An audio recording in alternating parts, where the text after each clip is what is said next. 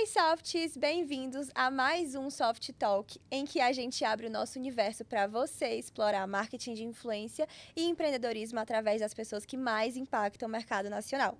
Eu sou Lara Gomes. E eu sou a Lara Medeiros. Gente, muito feliz de estar aqui em mais uma gravação para vocês e passando também para lembrar para vocês não esquecerem de se inscrever aqui no nosso canal no YouTube, seguirem a gente no Spotify e também se sentirem super à vontade para seguir todas as nossas redes sociais que estão aparecendo aqui na tela para vocês.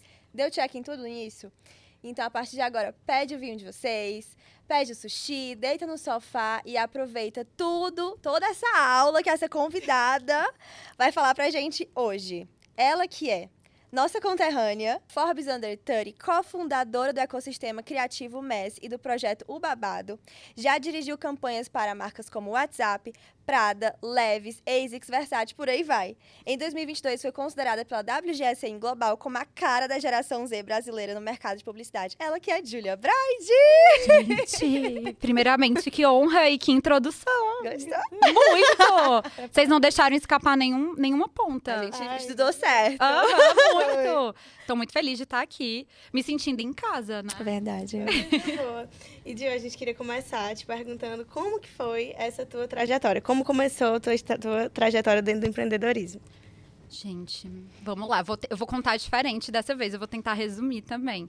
Mas eu sempre fui uma criança e uma pessoa muito inquieta. E até então, acho que por falta de maturidade, eu não entendia o que me angustiava e o que não, na minha visão, não encaixava. E foi nesse processo de autoconhecimento e descoberta, sem saber que eu estava nesse processo, que eu me vi questionando, por que eu estudo dessa forma? Por que eu tenho que fazer isso na escola se eu gosto de outras coisas? Por que eu tenho que escolher esse curso e por que eu não posso fazer outro? Então, nesses questionamentos e nessas incertezas, eu me vi seguindo por outros caminhos, né? Comecei um curso, depois mudei. Na escola também eu tinha muito essa questão de, tipo, nossa, onde será que eu me encontro no sentido de intelecto, né? Se eu não me dou bem em matemática, em química, em todas essas outras matérias. E o meu primeiro passo no empreendedorismo foi dentro da sala de aula, na faculdade, né? No curso que foi o curso que eu me encontrei, que foi marketing. E a minha primeira empresa nasceu lá. Na época, há 10 anos atrás, esse ano eu faço 10 anos como empreendedora. Ai, que tudo! Tô muito Parabéns. feliz. Vamos lá, arrumar os 20. É fácil, vocês sabem. Mas foi na sala de aula da faculdade, onde surgiu uma oportunidade. E eu vi ali um espaço de abraçar e falar, nossa, eu posso criar algo com isso. Eu consigo solucionar esse problema dessa minha amiga. E foi aí que nasceu a minha primeira empresa, com um colega de faculdade também. E isso foi crescendo. Na época, redes sociais não é o fenômeno que é hoje. Ainda era um universo muito, assim, inexplorado. E a partir disso, eu nunca mais parei. E meu caminho foi sendo construído, assim. Eu acho que muito através dessa minha inquietude e desses meus questionamentos. Gente, eu acho isso tão incrível, porque é uma das coisas que a gente sempre fala, assim, nunca fica satisfeito, você não pode ficar satisfeito nunca. Fala sempre aquela frase, only fools are satisfied, né? Porque, tipo, a gente tá numa realidade, mas tem um momento que a gente precisa se incomodar pra que a gente consiga crescer. E eu queria perguntar pra ti, qual foi esse momento, essa virada de chave que você olhou e falou assim, não, aqui não me cabe, eu preciso expandir. Muito aquariana, né? Aqui eu vou trazer o signo. O outro podcast que eu fiz aqui, eu tava mais formal. Foi mais difícil pra mim. Mas, cara, eu acho que essa questão da intuição é algo que sempre me guiou. Mais uma vez, há 10 anos atrás, eu não sabia que era intuição. Eu sentia um feeling, né? Um sentimento. Eu via as coisas e eu tomava atitudes, eu não paralisava. Hoje eu vejo que é intuição, foi intuição, né? E continua sendo. Então, o que me fez olhar para Fortaleza, né? Nossa terrinha, o Ceará.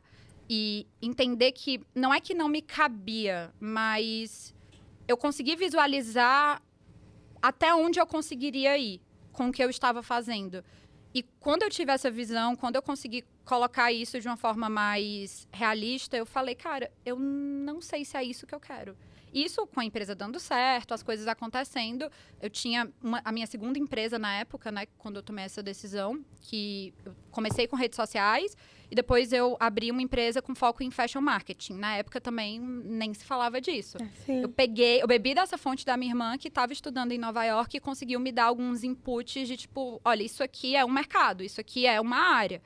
Então, tava dando super certo, a gente tava conseguindo quebrar algumas bolhas, né, lá em Fortaleza, mas quando eu entendi o limite daquilo, o caminho que seria, né, se eu continuasse, eu falei, fácil demais, não é o que eu quero. E aí veio todo esse movimento de realmente, assim, São Paulo, eu sempre gostei, mas eu nunca sonhei, o meu sonho é morar aqui. Não, foi muito por... Beleza, se aqui eu entendi até onde eu vou, para onde eu vou? Onde eu vou conseguir me desafiar? Da onde eu vou conseguir recomeçar para conseguir evoluir, crescer, sabe? Então, São Paulo apareceu nisso, dessa forma. Eu já estava também namorando São Paulo por causa de faculdade, né? A gente sabe que aqui a gente tem grandes cursos de comunicação, publicidade. Então, eu tinha essa visão de, tipo, lá eu posso estudar também. E aí... Foi um São Paulo Fashion Week, eu já contei essa história também, eu amo essa história, onde a minha irmã estava aqui no Brasil e a gente meteu as caras no São Paulo Fashion Week, assim, sem convite, imagina, lá de Fortaleza, a gente tentando, né, naquela época, se inserir de alguma forma aqui, a gente conseguiu, através de uma cliente, que era uma multimarcas na época, a Monique, esses convites e a gente veio. E aí, quando eu pisei aqui, eu... respirei esse ar. Não só de poluição. Eu já ia falar. Não só de poluição. E eu senti as coisas, mais uma vez, intuição, no dia seguinte, depois do primeiro desfile, sei lá, cheguei numa quinta, a gente foi pro desfile na sexta, no sábado, eu olhei pra minha irmã e falei, Juliana, tô sentindo que eu tenho que morar aqui. Ela falou, então vem. Falei, tá, calma, não é tão simples assim, né? São muitas coisas envolvidas. Sim. Mas depois daquilo eu voltei pra Fortaleza. 3 meses depois eu já tinha avisado, assim, geral. Família, ex-namorado, amigos, ex-sócia. Todo mundo, eu falei, tô indo. E foi assim que eu vim pra cá. E foi muito legal porque quando eu vim para São Paulo, realmente foi um recomeço. O que eu conhecia, as coisas que eu fazia como empreendedora, os times que eu geria lá em Fortaleza, os processos, tudo teve que ser ressignificado. E eu tive que recomeçar e começar quase, assim, em um lugar que eu poderia abrir novamente uma empresa aqui. Não, eu escolhi realmente começar do zero aqui. Então... poderia ter sido mais direta, né? Mas eu contei toda uma história, mas respondendo, foi isso que me fez sair de Fortaleza e buscar algo novo aqui em São Paulo. Eu acho que eu sempre... perfil, né? Quando eu olho agora, né? Depois de alguns anos, quase 30... Eu tô arredondando, tá, gente? Tenho 28. Eu consigo identificar algumas coisas e eu entendo que é um padrão dentro do meu perfil. Eu acho que eu sempre vou buscar esse movimento, não me colocar em uma zona de conforto. Eu tenho pavor de zona de conforto, porque é muito fácil você se encontrar em muitos momentos, né? Ali, fazendo mais do mesmo. Mas é isso, gente, por favor. Gente, eu tô tipo assim, meu Deus, fala mais. Eu tô me identificando totalmente. Muito, assim, porque eu acho que, assim, faz parte da trajetória. Sim. Eu acho que é uma das coisas que a gente tá sentindo agora, que é entender que, eu já cresci até aqui, a gente consegue mudar, a gente mudou um cenário muito grande lá, né? Lá em Fortaleza, com o nosso ensino. Mas chegou um momento onde a gente sabia que a nossa voz, a nosso ensino, a nossa metodologia já tava alcançando outras cidades de forma que a gente nem esperava. Com certeza. E aí chegou um momento que a gente falou, não, se eu tenho um veículo desse de comunicação, por que não trazer essas pessoas que a gente consegue esse contato para falar para as pessoas de lá? Principalmente, óbvio que atinge o mercado nacional, mas a gente volta pro foco de trazer as pessoas do nível nacional para impactar a Fortaleza. Eu acho que isso foi o nosso propósito também, então a gente está se identificando muito com isso. Com certeza, muito bacana. E, Gil, tipo assim, o que eu acho mais incrível é que não é só o empreendedorismo pelo empreendedorismo, é o empreendedorismo com a criatividade. Então, é você basicamente inventar o seu cenário, inventar o seu trabalho, inventar a sua realidade. Isso eu acho, assim, maravilhoso. E uma dúvida muito grande que eu tenho é como lidar com esse empreendedorismo criativo, com essa criatividade, quando ela não passa a ser apenas intuitiva e não, sou uma pessoa criativa, mas não preciso ser criativa. A criatividade vira uma demanda. Como lidar, como fazer? Ótima pergunta. Isso é uma ótima pergunta, porque, vamos lá, no mercado de criação criativo e afins, a gente tem essa visão de que a pessoa nasce, né? É um dom, a pessoa tem um jeito para aquilo. Só que eu aprendi na prática que a criatividade, mais uma vez, é um exercício diário, é técnica também. Então, eu precisei ter essa compreensão em uma parte do meu processo, não só como empreendedora, mas como criativa também, que eu precisava entender como os meus processos funcionavam para que, em situações de alta demanda ou projetos muito específicos, eu não paralisasse ou eu não apenas replicasse. Eu soubesse criar a partir daquilo, sabe?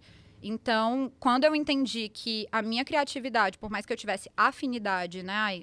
Aquariana, criativa e afins, não.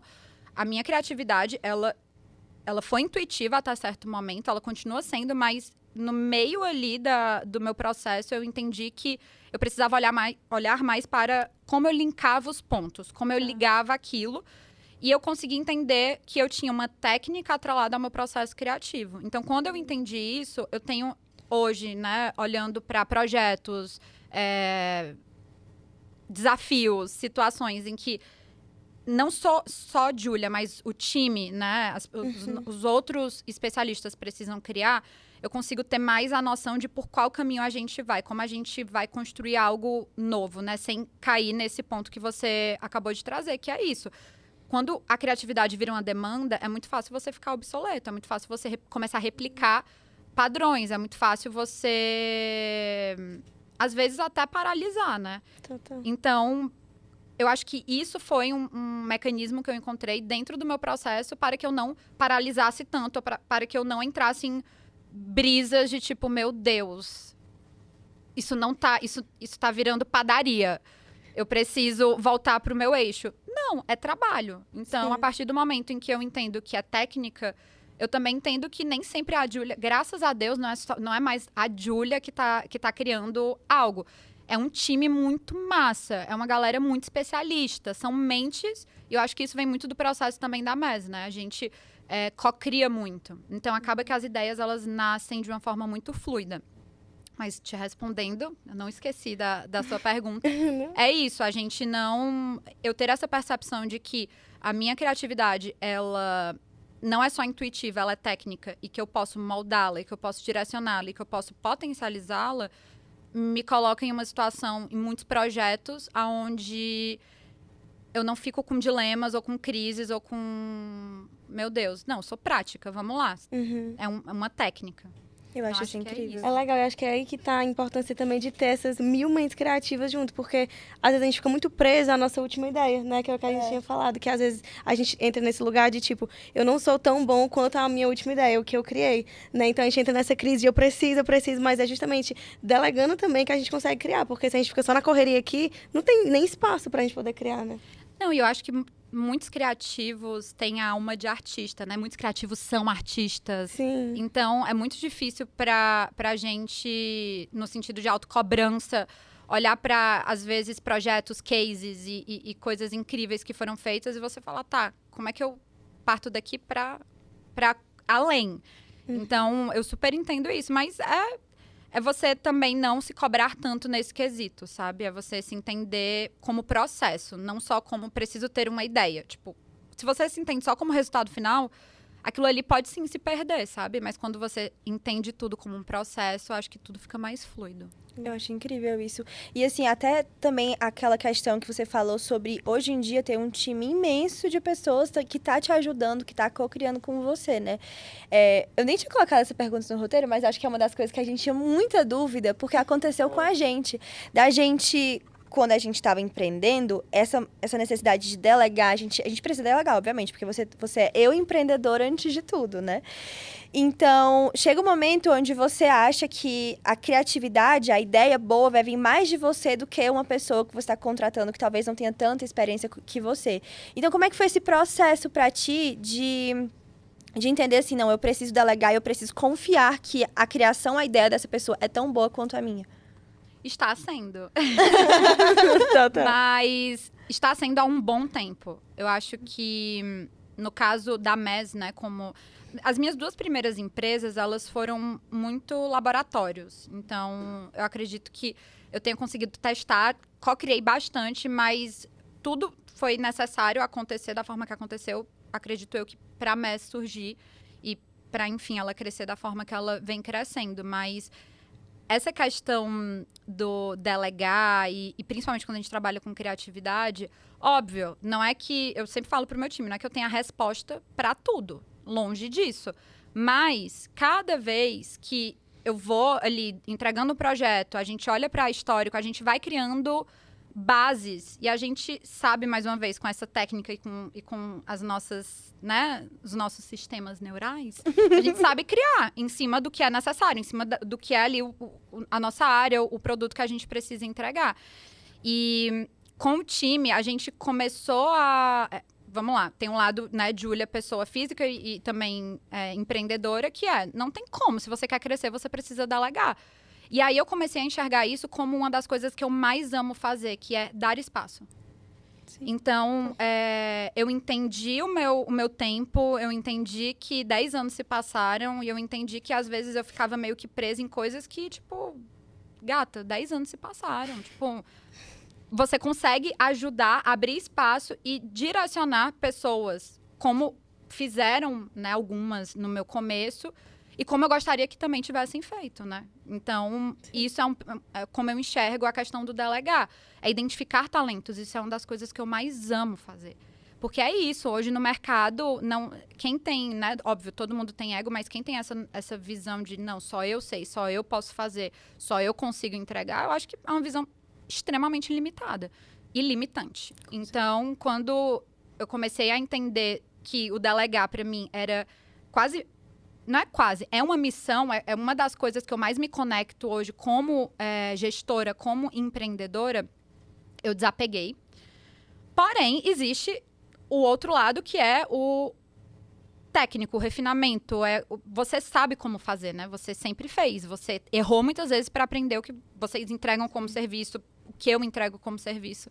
Então, nisso, a melhor saída foi começar a criar uma metodologia, né, própria. Então, a gente está nesse processo como MES, porque por mais que tenhamos visões, cada pessoa tem uma visão diferente, um background diferente, né, ideias diferentes, isso é muito bom, mas quando a gente tem uma metodologia, a gente consegue unir todas essas visões diferentes dentro de um método e aquilo ali gera caminhos.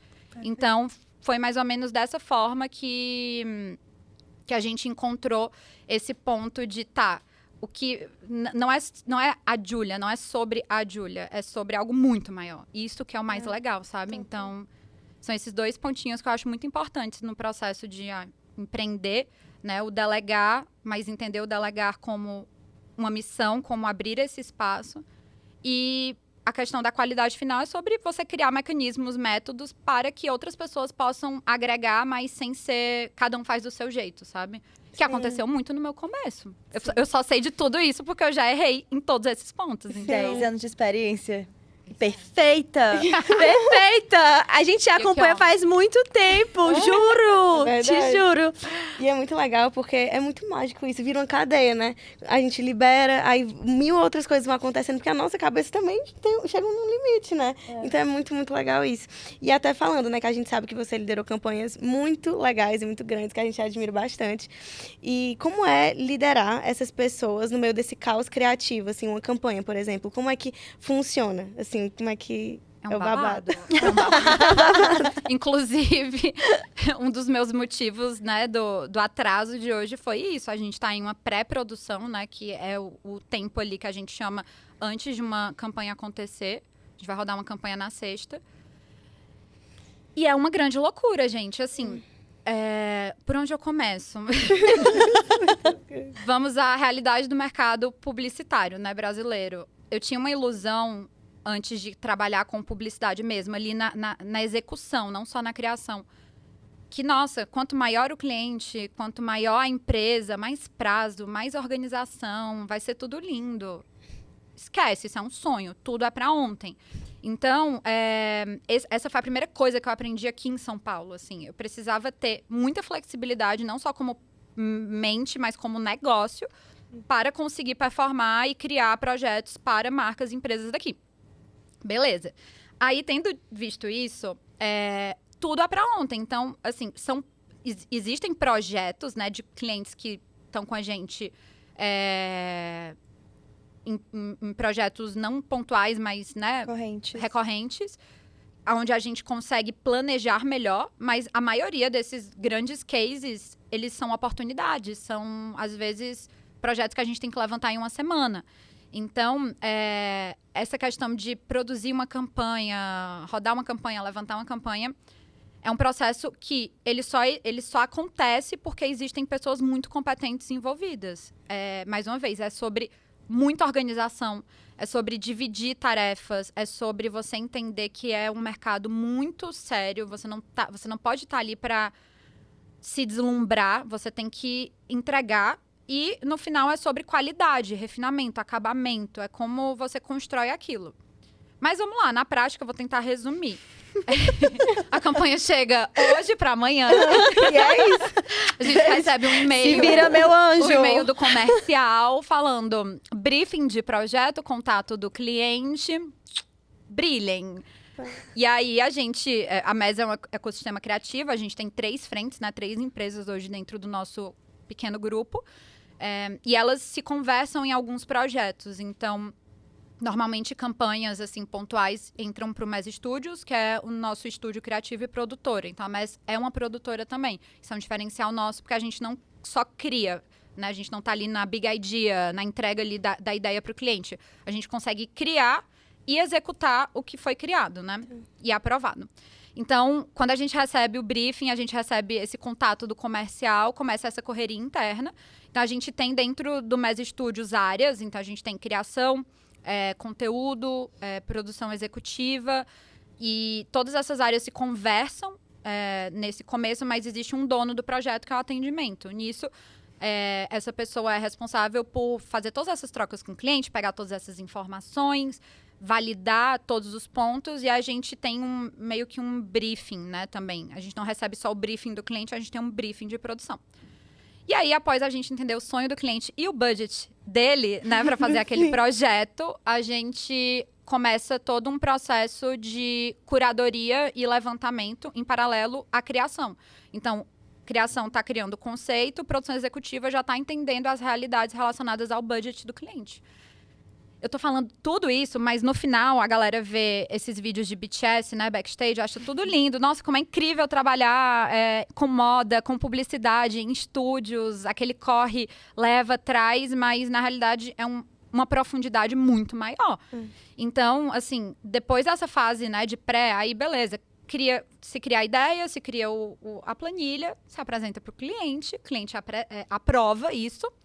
E após essa aprovação, a gente começa toda essa parte de pré-produção que eu falei para vocês, que é como eu tô hoje, doida, que imagina que para uma campanha acontecer, a gente precisa, para além do talento da influenciadora, da celebridade, do modelo, da pessoa que está ali representando ou das pessoas, a gente precisa de 300 mil outras partes que estão envolvidas para um filme que você vê. Ali no final, vi uma campanha aqui maravilhosa, nossa, que incrível, fulano arrasou. Nossa, que bonito. Você não entende que para aquilo ali estar harmônico e te prender, precisou ser feito um estudo detalhado e que todas essas equipes, vamos lá, arte, cenografia, conversa com a equipe de audiovisual, que conversa com a equipe de foto, que conversa com styling, que conversa com beauty, que conversa com 300 mil outras áreas e no final tudo isso, toda essa gestão é feita pela gente para além da criação. Então, assim, é uma correria muito grande. A gente tem profissionais muito capacitados e muito dedicados. A galera que está 100% com a gente para fazer todas essas ideias acontecerem. E a gente, graças a Deus, tem experiência. Então, hoje a gente consegue lidar com projetos PMG, publicitários, independente do tamanho e formato, de uma forma muito ágil. A gente sistematizou também, então a gente otimizou o nosso trabalho. Beleza, a gente já trabalhou tantas vezes com esse fotógrafo. Vamos aqui organizar em um sistema nosso feedback, valores passados, detalhes. É um fotógrafo mais de beleza, é um fotógrafo mais de publicidade, ele é híbrido. Então, tudo isso a gente vai organizando para facilitar o nosso trabalho na hora de decidir os profissionais para desenvolverem e executarem uma ideia que a gente criou. Eu nem sei se tu me perguntou isso, mas eu já ia te perguntar. Chegou, eu comecei a falar. Eu tava quase assim, viajando aqui no que ela tava falando, imaginando, sabe, os divertidamente. Eu tava imaginando as pessoas lá e tal, tipo, todo mundo. Mas, gente, é uma assim, eu vou falar uma coisa. Produtores executivos, quem trabalha nesse corre de gerenciar e fazer toda uma campanha acontecer, palmas, vocês são incríveis, somos incríveis. Porque é um trabalho, assim, muito, muito, muito, muito corrido. E aí, para além disso, a MES também dirige muitos projetos, né? Sim. Então, a gente tá em um set, por exemplo, como esse de sexta, a gente tá como agência que criou o conceito, a gente tá como produtora que está produzindo, né, para além da produção executiva, a gente está como produtora geral, e a gente está como direção também. Então, existem várias partes que não necessariamente em todos os trabalhos a MES executa essas 3 frentes, mas esse em específico abrange isso. Então, é um super trabalho. Meu Deus. A gente fica só babado imaginando. de Eu verdade. lembro que teve algum podcast que tu fez há muito tempo atrás, que tu falou, tal campanha tinha 30 pessoas. Foi um vídeo, não sei, eu não lembro. Sendo que eu vi que tu falou, eu fiquei, gente, 30 pessoas pra fazer uma campanha? Porque eu comecei a entender o que era fashion marketing quando eu ia pra um backstage de um catálogo. Nem campanha, catálogo. Fundo branco, a modelo lá frente versus lateral, né? E assim, tinha 5 pessoas atrás da câmera. E eu achava que, tipo, gigante. Gente, eu falei 30 o quê? Há uns 2 anos atrás? Foi. O WhatsApp tinha quantas pessoas? A campanha do WhatsApp? A primeira que a gente fez, eu acho que tinha umas 70 pessoas. 70. É muito massa isso. Já divertidamente, viu, minha 70. filha? Pra Não, dar conta. a segunda campanha, né, a gente teve a oportunidade de produzir 2 projetos com eles e com a Almap, né, que é a agência do WhatsApp. Na segunda, a gente colocou massagem no set. Puff! A gente fez todo um rolê de wellness mesmo, porque é isso. Tipo assim, só quem trabalha por trás das câmeras sabe o quão difícil é. São muitas horas de trabalho, são muitas engrenagens diferentes para que uma coisa só aconteça. Todo mundo tem que estar em sintonia. É literalmente uma orquestra. Então, essas pessoas são essenciais para que qualquer projeto aconteça. Desde do cara da elétrica até a assistente de styling. Então, é muito importante para a gente ter essa noção e entender que, realmente, uma campanha, ela depende de muitas pessoas e da coordenação dessas pessoas, mas essas pessoas precisam estar felizes, alimentadas, bem, para que tudo aconteça da melhor forma. Então, acho que esse é o nosso principal trabalho. Muito legal. E é exatamente isso. Assim, precisa desse ambiente, porque todo mundo é importante. A gente já produziu projeto com mais de 100 pessoas em aqui. Que massa. Meu Deus. Sabe aquele momento que você fecha o olho e ele começa a tremer? Sei demais, meu amor. Ansiedade. Pronto. E não que isso seja bom, tá, gente? Mas Faz parte do processo. Existem esses momentos. Então, um projeto com uma equipe de 100 pessoas é mais ou menos esse mood que eu fiz. Muito legal. Desse modelo aqui. Não, mas incrível. E é muito legal já puxar pra MES, porque também é um assunto que a gente sempre fica conversando sobre. É como é legal o branding da MES como um todo, né? Assim, de ser essa agência, assim, descarada fora da curva, né? Vocês realmente são essa bagunça que vocês falam. Então, até na parte do Another S Just Mess, tudo é envolvido nesse branding da bagunça, do fora da curva, de sair de fora da caixinha, da zona de conforto, como você falou. E a gente queria saber se você já lidou com algum momento uma certa barreira ou uma falta de credibilidade vinda de algum cliente ou de algum stakeholder que seja, no sentido de não é uma agência muito fora da curva, esse nome MES, se isso já foi alguma barreira e como é esse processo para você? Pelo nome, nunca. Até porque eu acho que desde o começo, não é que é óbvio, né? Mas a gente desde o começo trabalhou essa analogia e essa brincadeira que a gente fez consigo mesmo em relação a a gente trabalha em que mercado? Beleza, comunicação, publicidade, criatividade. É uma grande bagunça. Sim. E todo processo criativo também existe ali o seu mini caos inserido. Então, tudo isso reverberou para que a gente olhasse e falasse, esse é o nome da nossa empresa. Faz total sentido, é aí que a gente vai entregar o nosso diferencial. Se a gente se chamasse, sei lá, qualquer outro nome, não faria sentido. E o terceiro S, ele veio justamente para bagunçar mais. E aí eu acho que a gente consegue fechar como branding essa entrega e proposta de valor. Mas no começo, sobre essa questão da diferentão, desconstruído, né? Quando você se propõe a inovar dentro de um mercado, talvez muitas vezes sua empresa possa ser vista dessa forma, né? No final, mas estava inovando.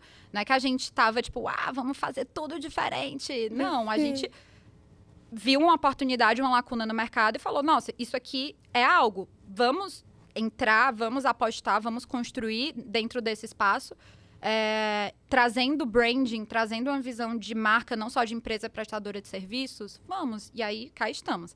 Mas no começo, sim, alguns clientes, eu acho que até hoje existe um receio de será que é inovador demais? Será que eles vão entregar o que a gente precisa? Porém, cada vez mais a nossa interpretação de inovação, ela vem muito no saber entregar realmente o que o cliente precisa.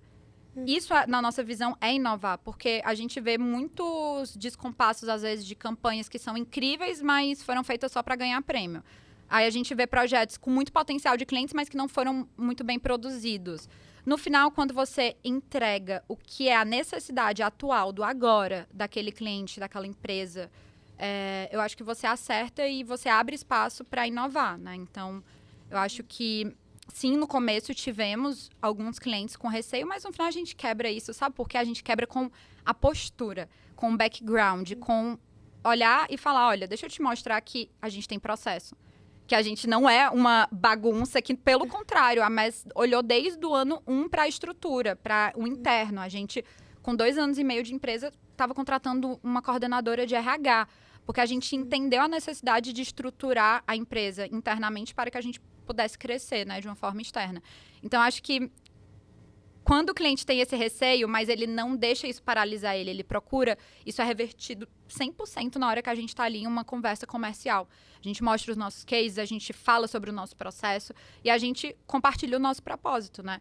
Que o propósito da MES, a gente tem isso realmente como nosso goal, que é conectar gerações e mídias comunicando o agora. Então, a gente não vende o futuro, a gente não vende a inovação, a gente vende o agora. Então, a gente se especializou em formatos e linguagens de projetos que comuniquem o agora de uma forma assertiva. Então, se você busca a MES para inventar a roda, a gente não vai te inventar roda nenhuma.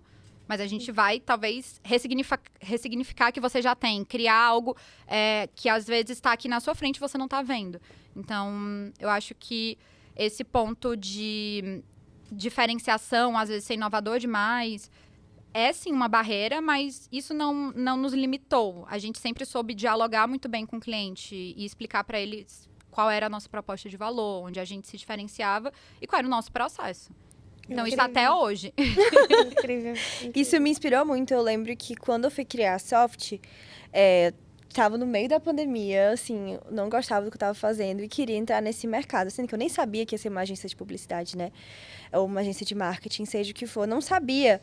Era para ser identidade visual, mas eu sabia que o nome eu queria que fosse uma coisa tipo a MES. Um nome curto, um nome que a gente conseguisse fazer brincadeira como vocês fazem. E isso também me inspirou quando eu entendi que eu podia ser uma agência de marketing, que existia esse tipo de mercado lá em Fortaleza, principalmente, porque você não é ensinado isso no colégio, né? Eu também tinha os mesmos questionamentos. Quando eu fui pro intercâmbio, eu voltei, por que eu tô estudando química? Nossa. Eu estudo projeto, lá eu estudo desenho, é isso que eu amo, que eu fiz arquitetura, por mais que eu não exerça, né? Eu amo arquitetura. Porque me deu muita bagagem. Mas, assim, eu entendi que tinha um mercado muito quadrado. E eu não gostava desse tipo de agência que postava aquele post Canva escrito por que você deve contratar a gente. nossos serviços, aquela coisa assim, sabe? Eu nunca gostei disso, eu nunca entendi. E aí eu fui pesquisando, conforme eu fui amadurecendo a ideia de ter uma agência, eu me inspirei muito na MES, porque vocês trazem esse negócio do ecossistema.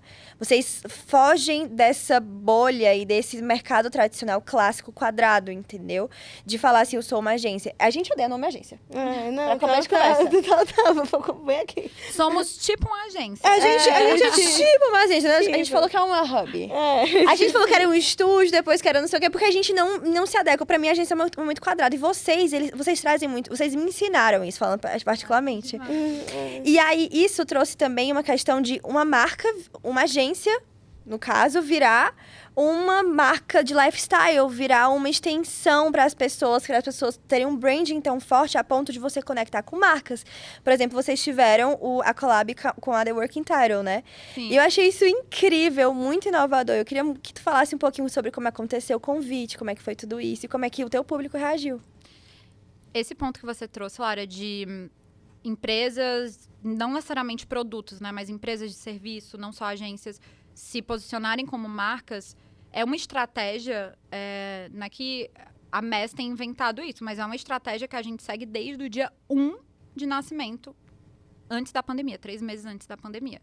Depois a gente teve que se ressignificar e mudar tudo, mas a gente sempre soube que do que adianta a gente estar criando branding, projetos incríveis e estratégias para os clientes se a gente não consegue também aplicar para a gente. A MES precisa ser uma vitrine também. A gente precisa fazer com que isso aqui seja um laboratório, sabe? E aí a gente vai deixando o quadrado mais orgânico, sabe? Não fica aquela coisa tão setada. E deu muito certo. E é muito legal, porque você se vê como uma marca creator também, né? Então, você entende que você não tá ali só para gerar informação. Isso é um dos pontos, assim, que eu mais bato cabeça e que eu mais defendi, continuo defendendo dentro da MES. Existe uma necessidade comercial, sempre, de ser mais prático, mais dinâmico. Precisamos comunicar que fazemos isso. Porque senão o mercado não vai saber, as marcas não vão contratar. E aí eu sempre vi aquilo ali e falava, mas a gente não vai fazer de qualquer jeito. Porque a gente tem a nossa forma de se comunicar, a gente cria conteúdo, a gente estrutura ali uma linguagem, uma mensagem, para além de só criar um template e subir e postar.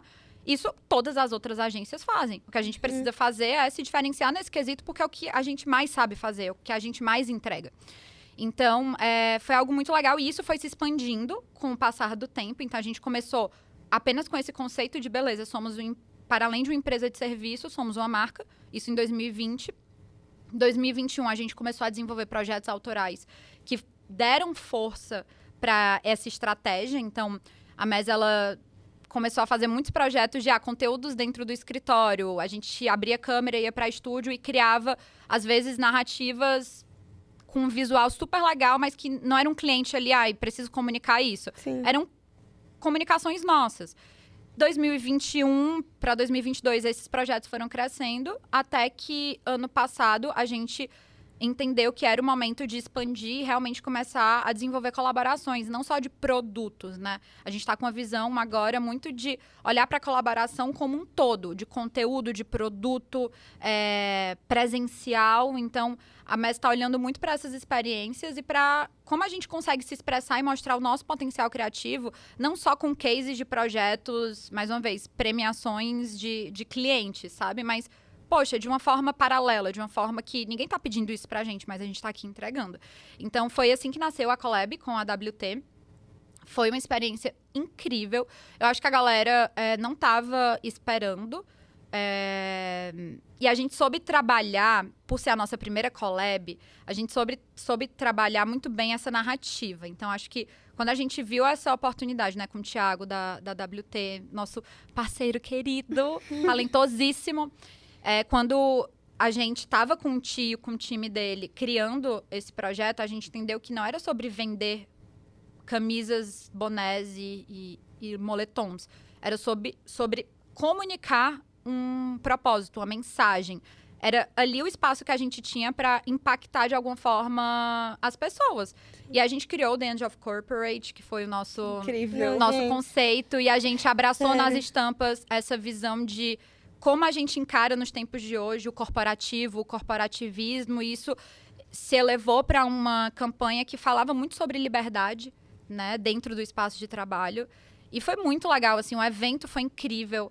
O evento, eu e o Arthur, um dos meus sócios, a gente, assim, eu tava na correria com o Tu de, tipo, montar o evento, faz isso, faz aquilo, lançamento.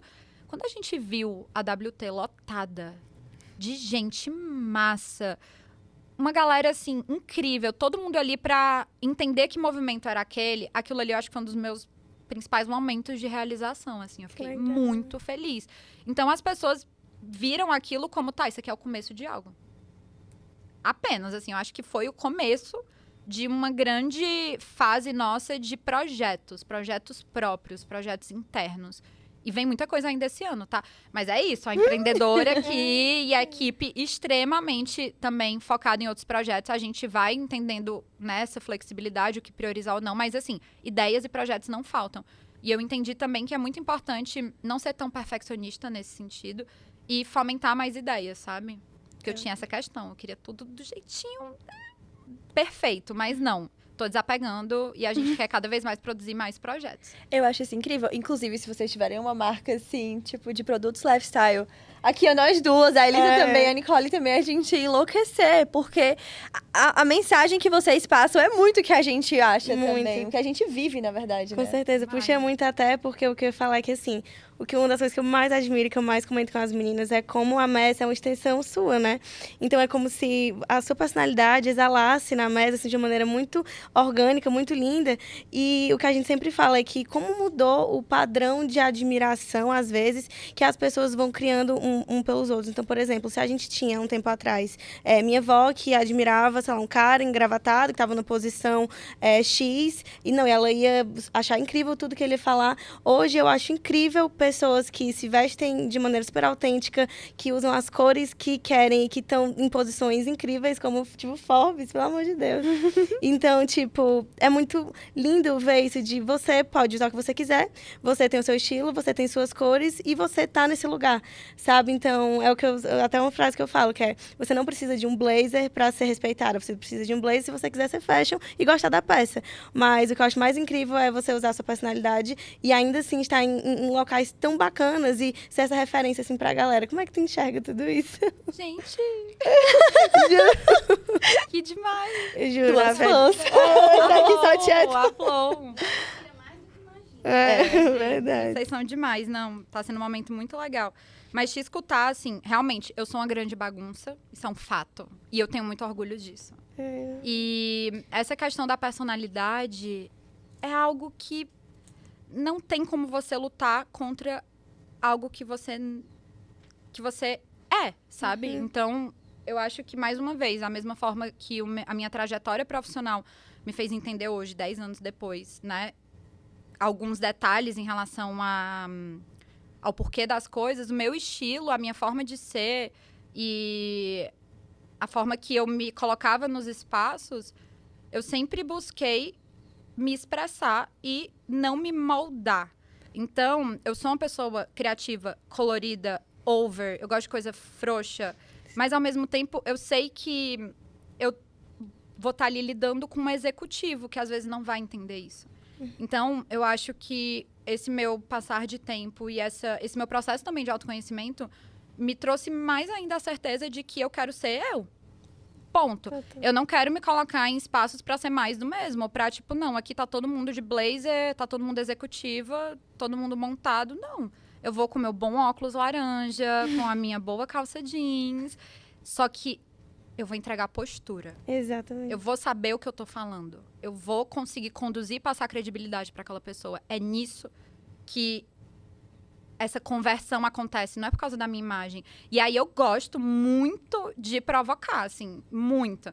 Então, às vezes, dependendo dos espaços, óbvio, eu adoro entregar um close, um look ali, tipo, que eu tô pleníssima, amo um biscoito, mas em muitos momentos é pensado, sabe? A forma que eu me visto. Porque eu falo, gente, pra quê? Pra que eu vou replicar algo que as pessoas, beleza, eu vou participar de um podcast, eu vou pra algum evento, eu vou ter uma reunião, pra que eu vou deixar aquela pessoa olhar pra algo que ela sempre vê? Eu quero gerar pauta, eu quero que ela olhe e fale, tem alguma coisa nessa menina, eu não entendi, mas gostei. Esse óculos é a forma que ela tá, é o contexto geral, e isso vira algo interessante, você instiga, sabe? Então, acho que o meu estilo, ele é algo meu. Eu sou muito feliz de nunca ter deixado inseguranças afetarem isso. Sim. E eu acredito que eu consegui encontrar formas de expressar para além do vestir, sabe? Óbvio, o começo da MES foi um exemplo disso, né? Hoje, não mais, porque a MES é composta de 300 mil outras mentes, pessoas e visões, né, complementares. Mas no começo, a MES, sim, foi uma extensão de mim e eu acho que isso eu sempre vou carregar. É muito legal isso. Não, eu acho que isso reflete muito, né? É como se realmente a gente estivesse tendo uma MES aqui em forma de pessoa. Quando tu chegou, tipo assim, é a MES.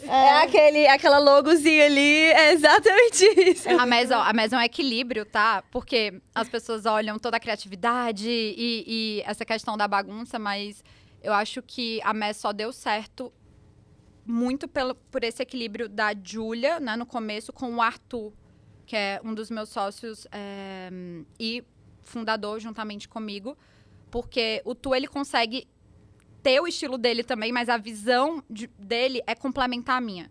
Não é a mesma.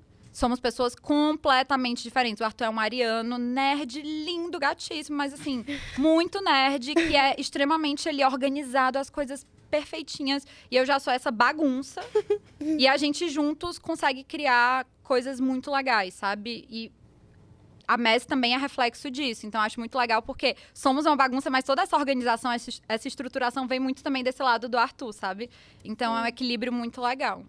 Gente, eu adorei isso, meu Deus. Muito legal. É muito que a gente vive também, né? Assim, muito bacana. É um equilíbrio. Não, a gente, demais, a gente é muito fã. Ave Maria. E assim, a gente também queria trazer algumas pautas de mercado atual pra ti e ver o que é que tu acha em relação a isso, tua visão dessa atualidade. A Lara fala muito sobre uma evolução de telas, né, amiga? Exatamente. Então, até o que a gente estava falando, até no Uber vindo pra cá, né? Que com o passar do tempo, tu também, Ave Maria, sabe muito sobre isso, que assim, a gente foi meio que crescendo, a amplitude da imagem mesmo que a gente vê, ela foi aumentando, né? Até que a gente tinha no começo o Instagram com realmente só a foto quadrada, depois ele já fica em formato álbum, depois mobile first, né? Em que a gente já tem a tela toda completa, a gente tem o TikTok hoje em dia, depois o TikTok fica horizontal e a gente já tem os óculos. Então, a gente foi ficando cada vez mais imerso dentro desses vídeos, dessas comunicações, o que seja. Então, como que tu enxerga esse panorama das campanhas atualmente, com essa evolução dos conteúdos, ficando cada vez mais imersivo? Qual vai ser a evolução disso? Será que a gente vai conseguir ficar imerso dentro de uma campanha, de um cenário? Não sei. O que é que você enxerga sobre? Eu acredito que os formatos, a evolução dos formatos é algo que sempre vai existir. As agências, as empresas que trabalham com criatividade, elas têm que entender sempre se aquilo ali, né, como eu uso esse novo formato, essa tendência, esse algo novo que surgiu nos meus projetos, de uma forma que o meu projeto não vire isso, mas que isso vire algo dentro de uma ideia. Não sei se faz sentido, vou tentar explicar melhor. O que eu sinto muitas ideias, elas são focadas em tendências, em formatos que estão em alta. Mas quando você olha, talvez isso não seja tão sustentável. Então, ao invés de basear a sua campanha em trazer uma inovação só ali de um formato ou de, beleza, lançou uma nova plataforma, lançou uma nova tecnologia, agora não é mais sobre 9... Como é que é, gente? Eu nunca... 9:16. 9:16. É outra estruturação de tela. Você sempre vai ficar naquela corrida contra o tempo de, tipo, eu preciso sair na frente, esse projeto precisa ser inovador, meu cliente precisa comunicar isso. Quando você entende que sempre novos formatos vão existir, mas que você precisa entender se aquilo se adequa a uma ideia que está sendo criada, não que aquilo é a ideia, eu acho que você consegue ter mais estabilidade nesse mercado. Sim. Brisei total, mas assim, Brisou, certo? eu Não, acho que faz super formatos, sentido. telas e afins é uma temática que ela vai para além do o que é que está por vir, né? A gente precisa entender muito também como nós, seres humanos, né, somos afetados por tudo isso. Com certeza. Quais são os contramovimentos que surgem a partir disso? Talvez um novo formato não seja em uma tela, sabe? Eu acho que cada vez mais a gente precisa olhar para esse outro lado, que é o lado humano, e entender, as pessoas elas estão sobrecarregadas, elas precisam de mais formatos, ou elas querem, às vezes, só escutar uma boa história, sabe? Independente de tecnologias e afins. Acho incrível isso. Eu até acho que puxa também para uma questão que a gente está levantando bastante nessa temporada, que é sobre AI, né? Sobre inteligência artificial.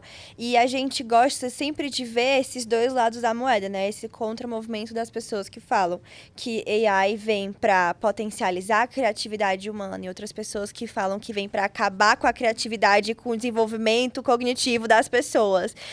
Eu queria saber de ti, como é que tu acha que a evolução da AI no mundo vai afetar as campanhas publicitárias?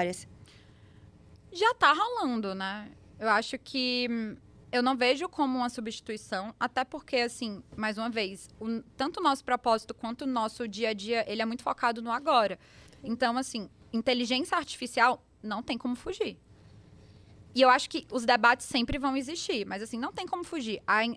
É entender como eu adapto e pego essa tecnologia, insiro em processos para otimizar, para melhorar, não necessariamente para substituir. Sim. Essa é a visão que a gente está tendo na MES. Mas, assim, não tem como não olhar para algo que já é o que está acontecendo hoje, né? É. Então, foi muito o que eu e Arthur vimos no South by South esse ano, né? Esse ano passado era sobre inteligência artificial, esse ano era inteligência artificial em todas as suas vertentes, sabe? Sim. Na arte, na música, na cultura, até em psicodélicos, a gente tava com pautas e focos nisso, então é uma grande loucura. Mas eu acredito que hoje não sofrer, parar de bater cabeça, aceitar e entender como você vai adaptar isso dentro do que é o seu processo. Não substituir. Então, hoje a gente está já fazendo esses movimentos. Existem também pessoas que se antenaram mais rápido e já estão desenvolvendo formatos, consultorias para empresas, não só de criatividade, mas que ferramentas que usam de inteligência artificial eu posso inserir dentro dos meus processos que podem otimizar a nossa vida. Mas, mais uma vez, não substituir. Jamais. Com certeza. Já te falo isso porque, o ChatGPT pode super ajudar em idas e vindas ali de informações, mas a emoção de um roteiro, a emoção de uma tag, de um conceito, assim, digo por experiência própria, nunca nasceu do ChatGPT. Mas ele ajuda, sim, na concretização, na leitura de documentos, às vezes, estruturação de ideias, mas ele não cria. Isso é a gente que faz, sabe? Então, acho que é um trabalho em conjunto. Com certeza, é até o que a gente mais defende, que tanto nessa área da criatividade, como também até indo mesmo para o mercado do marketing de influência, que a gente estava conversando ontem com a Teté, que a gente não acredita que um dia os robôs vão substituir os influenciadores, ou a AI vai substituir os influenciadores, porque nada como o que o humano cria, né? O calor que a gente tem e também o que sai daqui, né? Então, eu também não acho que vai substituir, nem tem como. Assim, gente, vamos lá. Tava conversando com meu pai, 2100, ele olhou pra mim e falou assim, olha, acredito que só o seu irmão mais novo estará vivo. Então, assim, 2100, daqui a, sei lá, mais de 70 anos, vai ser outra realidade, né? Então, acho que a tecnologia, ela vem se acelerando a cada passada de ano, isso é um fato. E eu acho que a gente vai ver ainda muita coisa vivas. Aquelas, né? Teorias da conspiração. Eu amo, a gente conversou muito sobre isso ontem. Mas, assim, quando meu pai falou, por que eu trouxe essa frase, né? Ele falou, 2100, só seu irmão mais novo vai estar vivo. Imagina como o mundo vai ser. Falei, pai, tanta coisa vai acontecer. Eu ainda vivo, o senhor ainda vivo. Que é isso, entendeu? Tipo, não tem como se anteceder ou ficar com crise de ansiedade por causa de ciclos do mundo, sabe? Então, é isso. Inteligência artificial veio pra mexer com todo mundo. Mas a gente, vai jogar junto. É isso. Ninguém vai substituir, nem também ignorar. Pelo amor de Deus. Com certeza. E assim, a gente quer finalizar, já que a gente tá chegando no final. Infelizmente, juro. E puxar um gancho que tu tinha falado sobre o South by Southwest, né? E eu queria que tu desse o maior insight que tu teve lá. Gente, foi tanta coisa. Foi muita Pode coisa. ser mais de um. Não, mas foi uma experiência muito legal. Isso, eu acho que eu nunca falei sobre, mas foi uma grande realização. Sei que existem muitos criativos que já vão há anos e que falam, nossa, não, o momento é, sei lá, outro tipo de evento que eu nem sei te falar. Mas, pra mim, era um objetivo viver o que era uma experiência que até então eu só vivia por telas, né? Então, foi uma experiência muito legal. É um espaço que te permite não só aprender, mas se conectar e criar e gerar negócios. Assim, é muito, muito incrível. E foi a minha primeira vez e do Arthur. Então, assim, esse ano a gente foi muito mais para mapeamento de território. Por mais que, amigas do Arthur tenham dado insights, amigos meus que já foram, né, também me falaram várias coisas, mas você só sabe na prática. Então, a gente chegou lá, a gente foi inundado por 300 mil sessions, coisas, informações. A gente precisou de uns dias para despressurizar, mas, assim, a minha mente não parou de associar, assimilar. E também eu entendi que a gente buscou no começo muitas sessions da nossa área. Sim. Só que isso não foi tão proveitoso, sabe? O ideal, ao meu ver, teria sido se a gente já tivesse começado olhando para coisas que não são a nossa área. Inteligência artificial. Porque lá tem trilhas de aprendizagem, alguma coisa assim? O quê? Lá tem trilhas de aprendizagem, tem trilhas. Né? É o maior evento de inovação, né? Sim. E tecnologia. E criatividade também. E eles têm várias áreas, né, de conhecimento, mas a gente começou olhando, nerdzinhos, né? Marketing de influência, eventos, design. Foram palestras, né, muito legais, só que o que mais foi incrível foram todas as outras que não tinham nada a ver com a nossa área. E aí, o meu maior insight e o que eu mais vi quando eu comecei a linkar os pontos, eu até escrevi sobre isso no meio mensagem, foi a questão do consumidor no centro. Porque o evento todo era sobre tecnologia e sobre, né, mudanças climáticas. Não tem como a gente não falar, né, disso.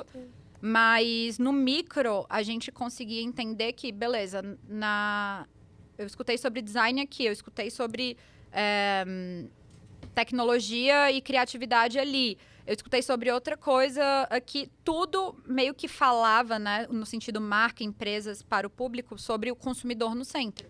Isso me chamou muita atenção, porque independente de tecnologias e afins, falei, nossa, é uma coisa óbvia, né, você falar do consumidor no centro, mas o que isso significa? E aí meu maior insight foi, realmente, cada vez mais as campanhas, projetos desenvolvidos pelas marcas, eles vão ser desenvolvidos, na realidade, pelos consumidores. Que no final você fala, tá, mas não é assim que funciona? Não necessariamente, né? Às vezes a marca cria de acordo com dados e às vezes com a visão de uma pessoa ali internamente. Às vezes o produto, ele olha para uma necessidade mapeada, não necessariamente para quem já consome aquilo. As marcas que olham para o consumidor às vezes como pesquisa ou como um CRM, mas não, cara. Os consumidores, né, eles cada vez mais terão o poder de não decisão, mas de criação também. Eles vão ditar o que eles querem.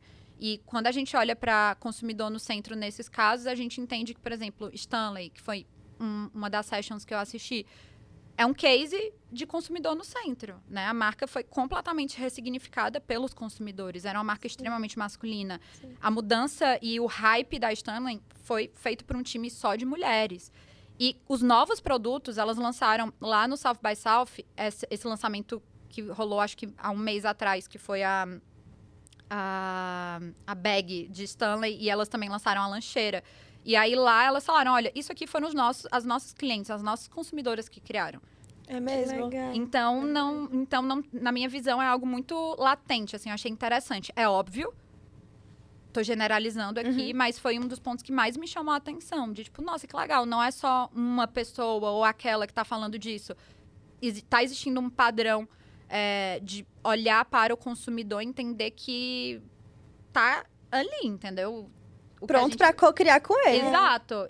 Então, acho que isso é algo simples que pode já começar a ser aplicado, já é aplicado por algumas marcas e empresas, mas cada vez mais eu, como, né, estratégia, marketing, eu acho que as campanhas serão desenvolvidas com esse olhar também, sabe? Verdade. Não só de uma pesquisa, mas de como eu envolvo realmente, quase como se fosse um focus group, mas de criação, sabe? Sim, e eu acho que é uma das coisas que a gente fala muito, inclusive a gente falou também ontem com a TT, que era sobre a importância de você dar voz pro consumidor, porque o consumidor fala, o público fala que ele gosta, que ele não gosta.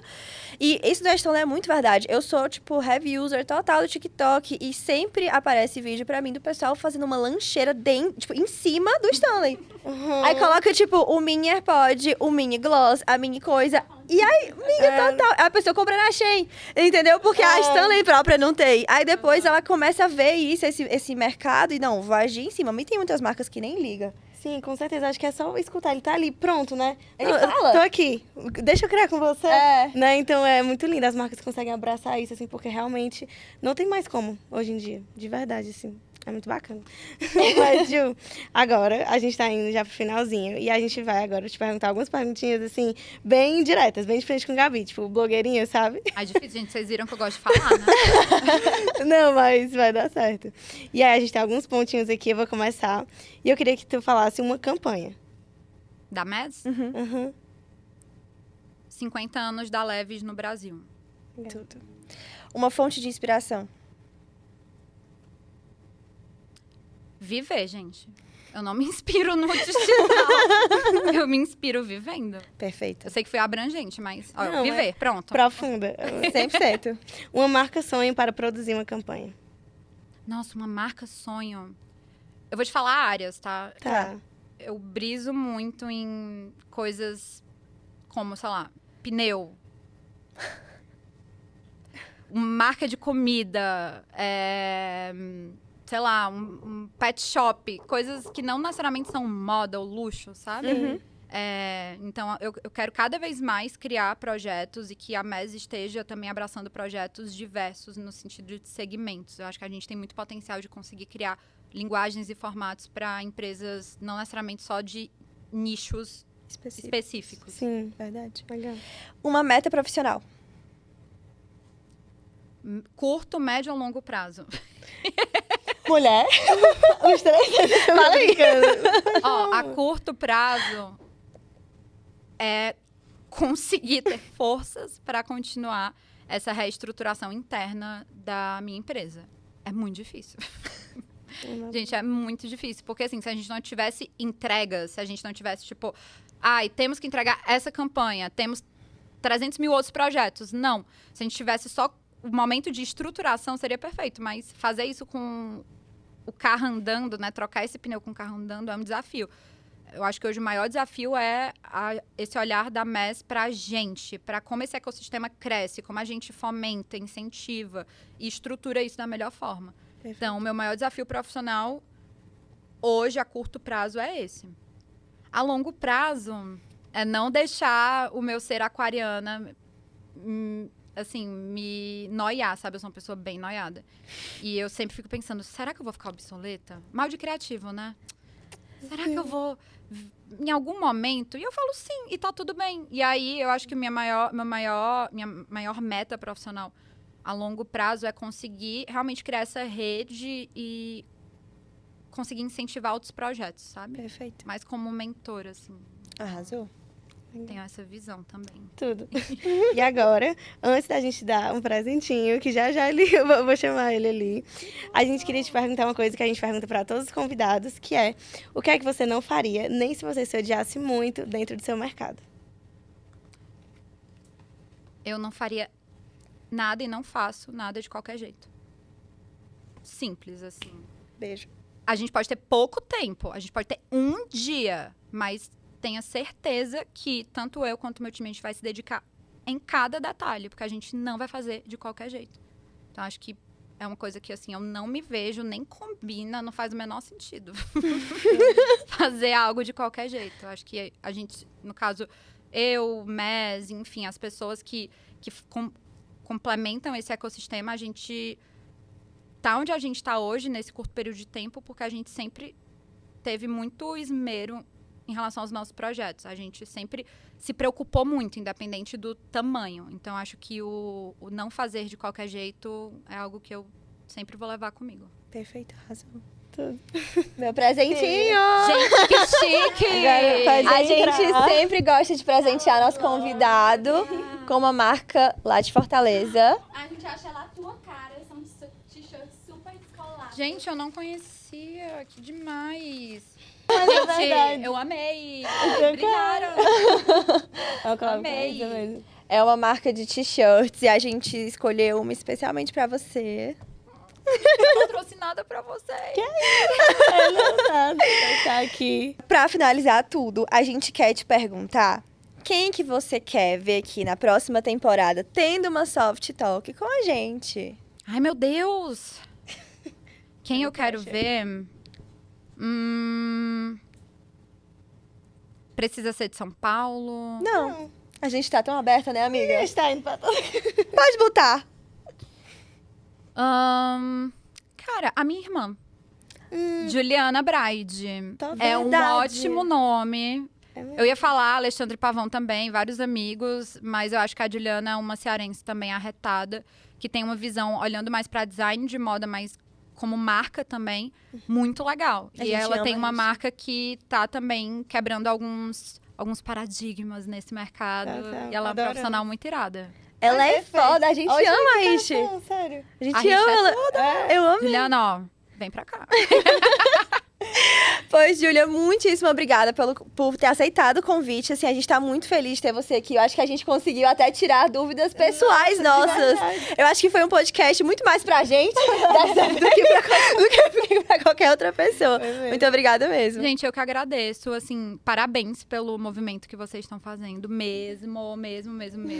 Se é algo muito necessário, eu tenho certeza que com essa garra, visão e esse detalhismo de vocês vão muito longe. Então, assim, a gente vai trocar figurinhas também, né? A gente se conheceu, Com mas aqui certeza. no Paralelo a gente vai estar trocando e contem comigo. Eu amei participar mesmo. Ai, Muito igualmente. obrigada, de verdade. Oi, gente, muito obrigada e até o próximo episódio. Tchau! Beijo!